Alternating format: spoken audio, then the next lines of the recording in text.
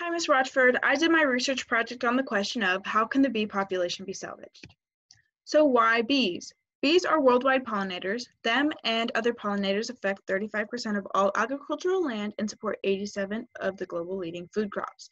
$235 to $577 billion worth of crops worldwide are relying on these pollinators. And in the US, $14.6 billion worth of crops rely directly on honeybees alone. But are bees really this important? An Australian-led scientific study states that some crops rely on non-bee pollinators, such as flies, butterflies, and wasps. Jonas Goldman, in a different article, claims that honeybee hives are actually non-natural, therefore making them harmful to the environment. Although this is true, they pollinate so much of our agricultural crops as well as plants all around us that they do more for the environment than they harm with their hives.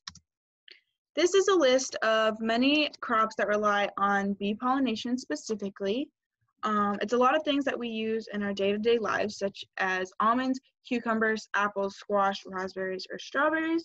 And this is just a small list. There is a lot more than this. I only added a few. All right. So in the last decade or two, there has been a big drop in the bee population. And scientists have found that this is mostly because of parasitic mites, pathogens, poor queen quality, low genetic quality, climate, and pesticides.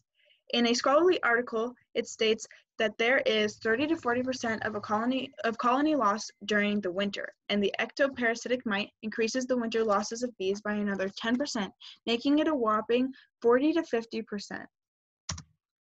Colony collapse disorder was discovered or kind of began in around 1995 when beekeepers lost 53% of their colonies due to colony collapse disorder, also known as CCD.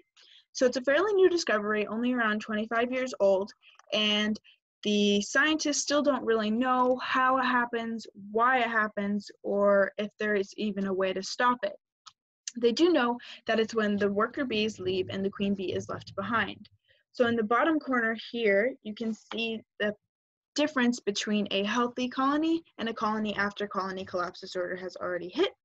On the left, you can see that there are a lot more bees and the hive is a lot healthier, where on the right, there are holes in the hive and the hive is kind of dying, as well as there are a lot less bees. For the bees that leave the colony, a lot of them eventually die off because they no longer have a home. And obviously the hive itself is not in a very healthy condition either, so some of the ones that stay also die. All right, neonicotinoids and pesticides. Neonicotinoids is a fairly new type of pesticide that's derived from nicotine. It's applied to the seeds before they are planted, so when the crop grows and the pollinators, such as bees, come to pollinate that plant, the pesticide sticks to the pollinator and poisons them, and they eventually die off. It's more harmful to insects than birds and mammals, therefore making it very dangerous to bees. And the EU, the European Union, has placed a ban on the usage of these neonicotinoids.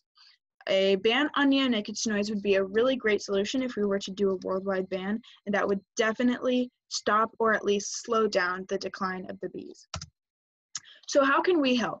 As individuals, obviously, it's hard to find the cure to CCD or to place a ban worldwide on neonicotinoids, but some things that we can do in our community or just as individuals is host or donate to a fundraiser. We could also boycott, petition, or protest. As seen on the last page, you saw the picture of the protesting for the neonicotinoid ban. You could also sponsor a hive or plant a bee garden. This is when you get your own hive or colony. You place it in your garden and they're able to pollinate your plants and feed off them, as well as they have a safe and healthy place to live and prosper. So that's kind of a win-win situation. And then also going pesticide-free is a great way. Neonicotinoids are not the only pesticide that is harmful for insects and pollinators, especially bees. So going pesticide-free can help that, as well as the fact that pesticides are not good for the environment. So that can also help your environment in general as well. Thank you.